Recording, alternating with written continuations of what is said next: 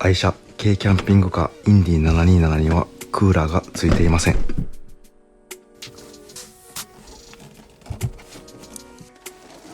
でも蒸し暑いこの季節も車中に行きたいということで、ポータブルクーラー試してみます。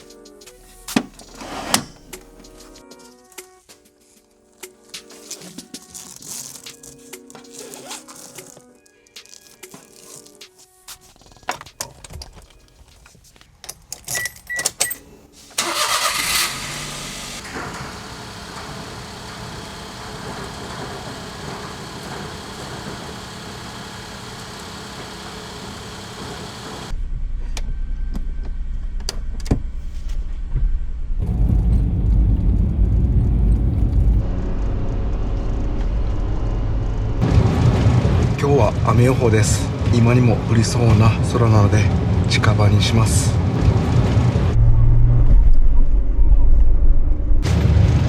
車中泊スポット新規開拓ということで、隣の石川県金沢市に行きます。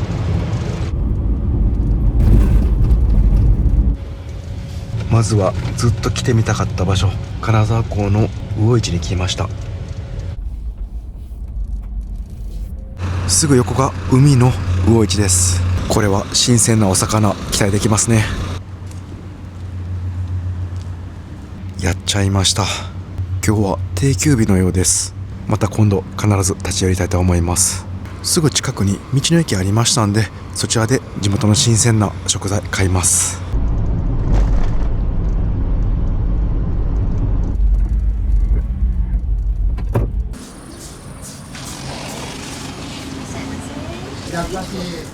閉店間際でしたが食材買いました。ここの道の駅すごい綺麗ですね。高台にあって海や漁港を上から見ることができます。あそこに見えるのが河北潟です。石川県で一番大きな湖で、もともとは海とつながっていたようです。ここの道の駅で車中泊も良さそうなんですが、もうちょっと探してみます。雨が降り出してきました。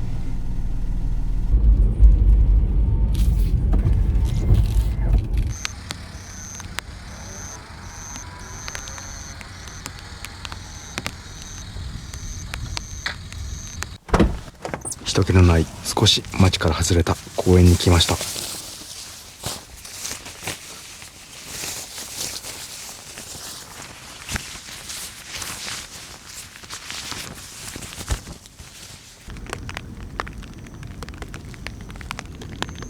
街灯も少なく人気がないので夜は怖くなるかもしれません。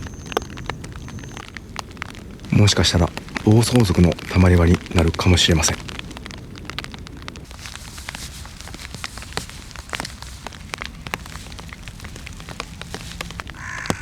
最近ではクマも注意しないといけませんが、ここは山から離れているので大丈夫そうです。そう願いたいです。公園のトイレは使えるようです。新規開拓ということで、ここで車中泊してみます。それでは車中泊のセッティングしていきます。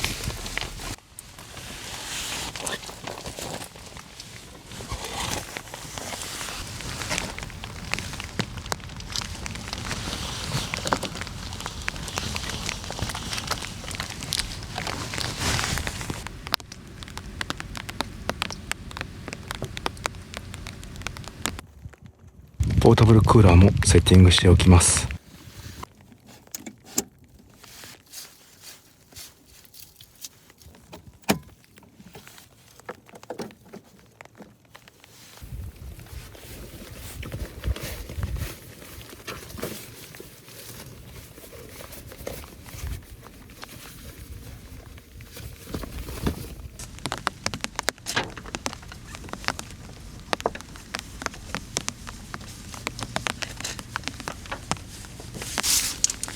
このオプションの窓パネルのおかげで DIY せずにすぐに使用できます。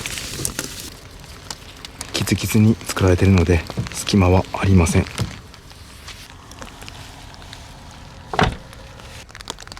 中から見るとこんな感じです。ダクトかなり長くて余裕があったので設置は容易でした。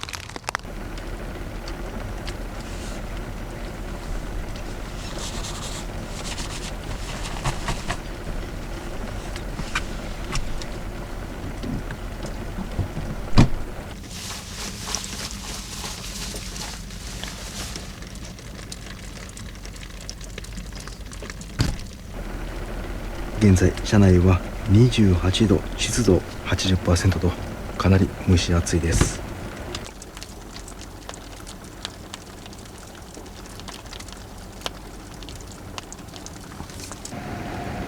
25度風量弱で設定します。さあ、あとはもうこっちのもんです。車内でテレビやゲーム、ご飯を楽しみます。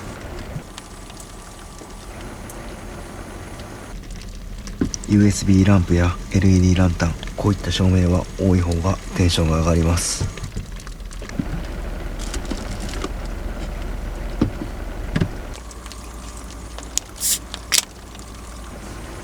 せっかくなんでテレビ見ながらくつろいでノンアルコールビールいただきます。今日は入り口の上にかけておきます。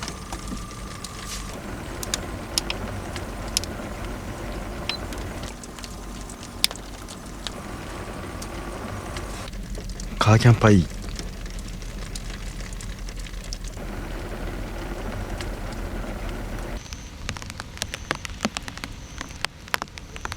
ポータブルクーラーのおかげですごい快適に過ごせてます。現在設定温度になりましたんで、コンプレッサーは止まって送風モードです。コンプレッサー回ってなかったらかなり静かです。だいたい1メーターの距離ぐらいで騒音を測っておきます。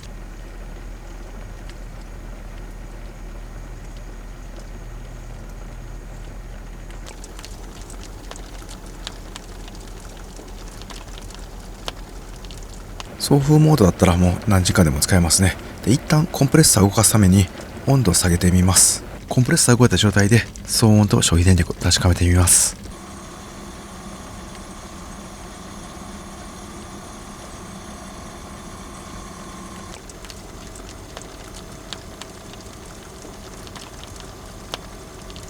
やっぱりコンプレッサー回ったら結構音するんですけど、前のモデルに比べたら少し静かになっています。今日はゲームも持ってきているので、今からとことん楽しみます。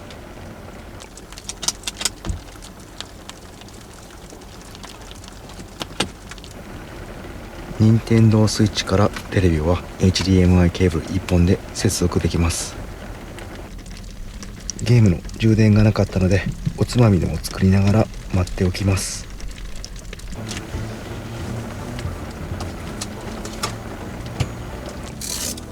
今回は蓋付きのミニホットプレートを持ってきました。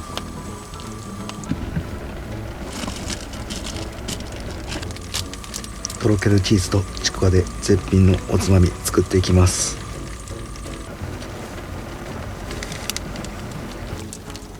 たっぷりのチーズの上にちくわを並べていきます。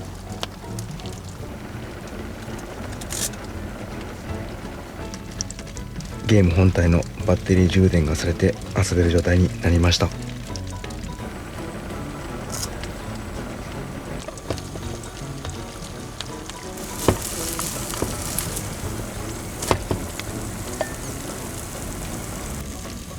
反対の面も3分ほど焼きます。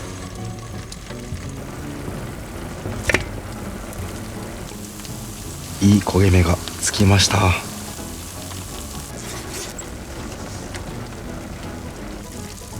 最後に胡椒をかけて完成です。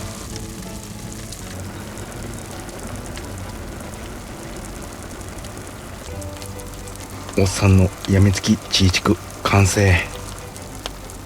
いただきます。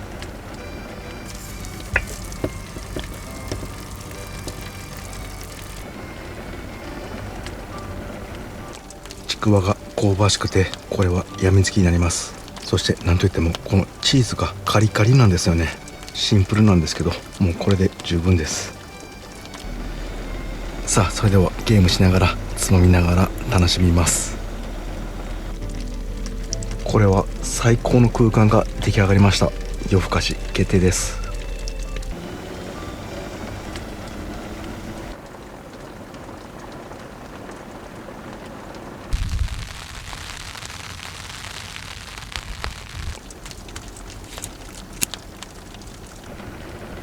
時間が溶けていきました。3時間もゲームしていたようです。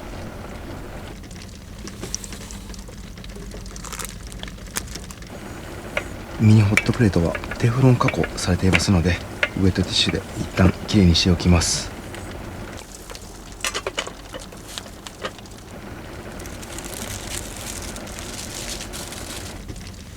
トイレは今回公園を使用するのでゴミ置き場として利用します。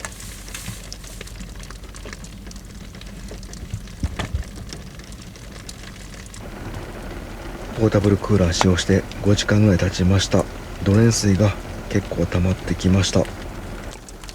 付属のバッテリーは 46% まで減りました。ここから外気温も下がってくるので一晩持ってくれそうです。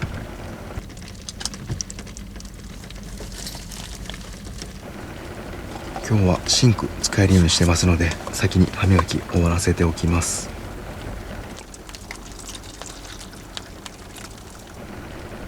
大好きな猿の惑星を見て眠くなったらそのまま寝ます。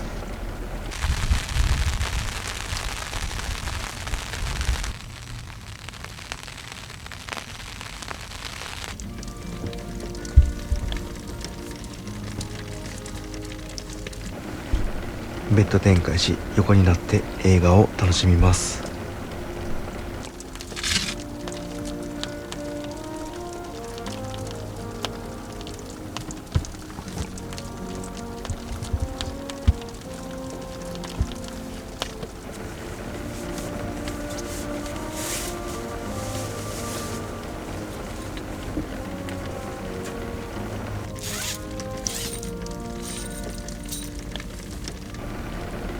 最高です。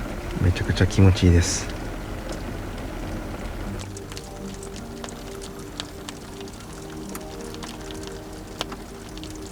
結局最後まで見ました。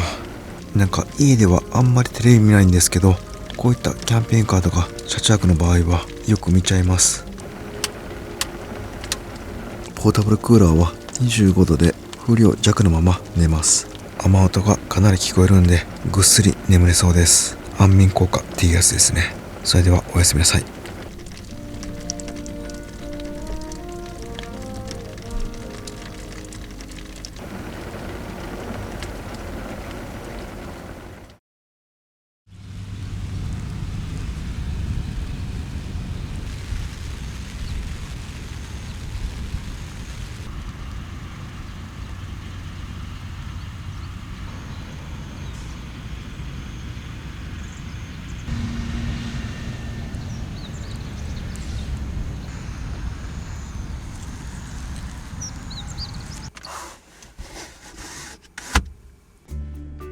おはようございます。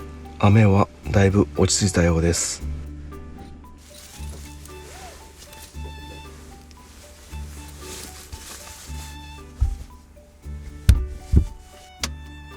ポータブルクーラーは朝まで持ってくれたようです。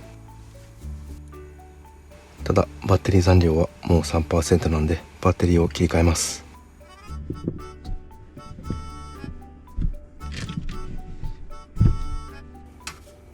バッテリー容量約 1000Wh のデルタ3クラシックを持ってきました。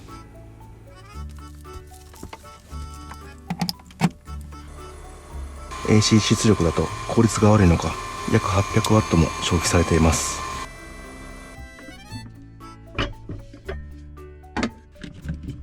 それでは朝ごはんの仕込みをしてから散歩行ってきます。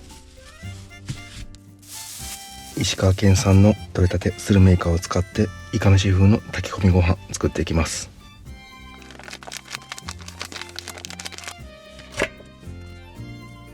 パックご飯の上にイカをたっぷり乗せていきます。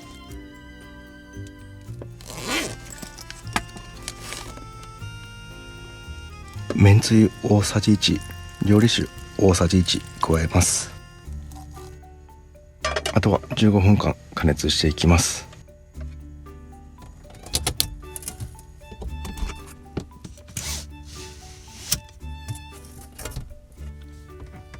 海鮮系は匂いがつきやすいので窓の換気扇を回します。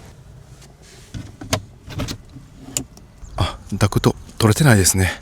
よかったです。少し窓パネルがずれています。でも問題ない範囲でした。ダクトの重さですね、これで下がっています。強風とかでなければ行けそうな気がします。駐車場のすぐ後ろが芝生の公園ですごい気持ちいいところですね。この公園のすぐ横が河北型湖があります。わあ、すごい海みたいですね。昔はこれ海の一部だったんですよね。時間が経つと地形も変わるロマンを感じます。なんか大丈夫だと思うんですけど、すごい茂みにクマが隠れてそうな気がします。最近富山県では山だけじゃなくて川を伝って海の方まで来てるクマもいました。お腹も空いたんで朝ごはんいただきます。車内に入るとイカのいい匂いしています。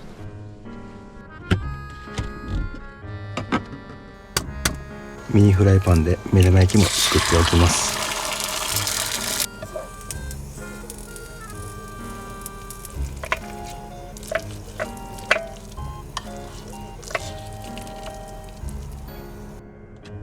最後にネギをかけて完成です。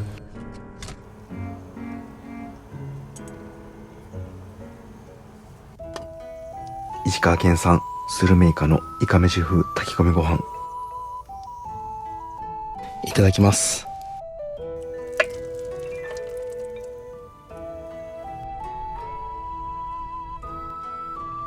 めちゃくちゃ美味しいです。イカの臭み全くなく、イカの旨味がご飯に染み込み、めんつゆの出汁と相まって本物のイカ飯のように美味しいです。ミニホットプレートで炊いたのでたくさんおこげができて、これがまた美味しいです。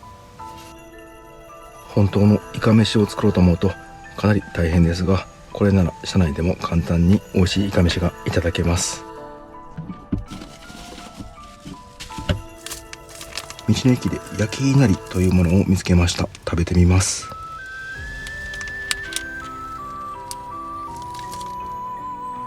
油揚げが香ばしく、噛むと出汁がじゅわっと出てきます。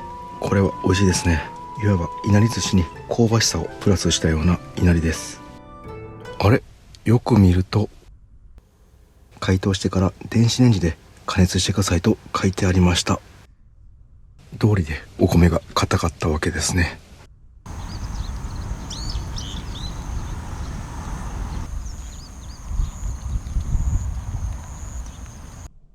ごちそうさまでした。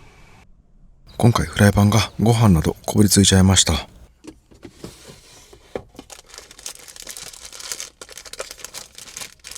試しにこの100均で買った洗剤付き食器洗いシート試してみます。なんか少しのお水でもう泡が立つようです。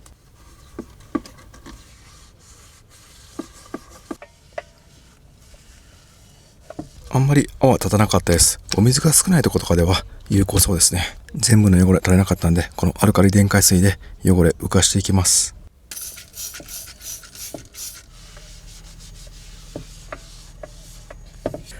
やっぱりこのアルカリ電解水が一番よく汚れを落としてくれました。アルカリ電解水はタンパク質の物質を浮かしてくれますんで、本当に食べ物の汚れがよく落ちます。昨日閉まってた魚市行きたいので、インディ動けるようにします。ポータブルクーラーの消費電力が約300ワットに下がっています。先ほど消費電力が800ワットだったのはバッテリーパックへの充電もされていたからのようです。ポータブルクーラーのドレーンを強制排出しておきます。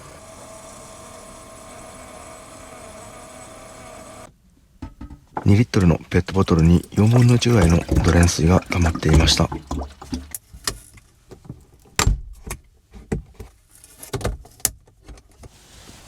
また少し雨が降ってきました。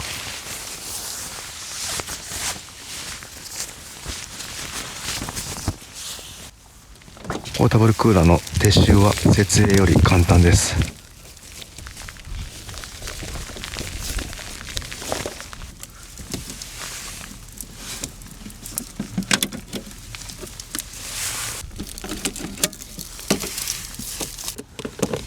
走行中ドレーンが漏れたら嫌なのでペットボトル差しておきます。ドレーンのホースが少し外れていたようで漏れてきました。しっかりつけておきます。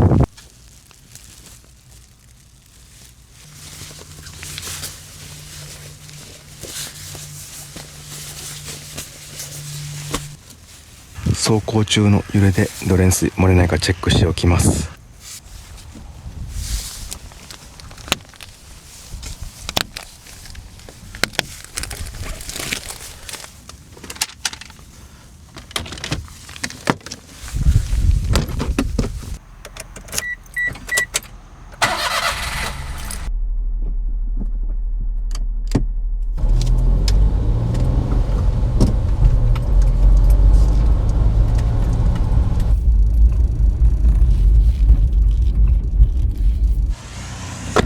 はい、昨日続きやってきました。でもなんか車少ないですね。あれ、閉まってる。もしかして定休日なんですかね。こんなことあるんですね。それでは温泉でも入って帰ります。今んとこドレン水は漏れてないですね。で、今からですね、しばらく走ってさらにこぼれないかチェックします。で、使っていて気になったポイントもありましたんで、最後にガレージ帰ってからまとめて良かったところ、良くなかったところなどお伝えします。ガレージ戻ってまいりました。走行中結構傾いたりしたんですけど、水漏れはなさそうです。で、ドレン水も出てないですね。今回ウェーブ3お借りして初めてこのインディ727で実践で使ってみた感じなんですけど、こういった軽キャンピングカーで 12V クーラーをつけられない車には夏の車中泊するならベストかもしれません。手間かかるし、音はしますがしっかり冷えるし、中は快適に車中泊可能でした。今回の検証内容をまとめると、日中28度が最高気温の7月2日真夏の一歩手前という環境でした。使用したのは夜8時から次の日の朝10時までです。車内何もしなければ蒸し暑いといった感じです。最初このバッテリーパック容量 1000Wh を使用しました。消費電力は 230W。夜8時から使用して朝の10時まで14時間使えました。次はこのデルタ3クラシックですね。こちらも容量約 1000Wh で使用しました。消費電力は 300W と AC 接続なのでロスが少しありました。1時間で約 22% 消費しました。このまま行くと4時間ぐらい使えたかなという感じです。ただ外気温30度超えてくるともっと消費激しくなると思います。で、使ってみて良かった点、まずメリットからなんですけど、ちょっとね、静かになってました。弱冷房では 55dB でした。前の Wave2 は 60dB ぐらいありました。で、何気にいいなと思ったのが、この全面 LED の青色照明で光るんですよね。コンプレッサー回ってるときは常時点灯していて、コンプレッサーが作動しないときは点滅のような感じになります。なので、音でも判断できるんですけど、目で見てもわかるっていうのはいいですね。あと毎回エコフローさんはこのアプリがすごい優秀なんですよね。わかりやすくて直感でやりやすかったです。ドレン水の強制排出もこのアプリからワンタッチだったんで操作は簡単でした。で、次デメリットなんですけど、あえて多めに言います。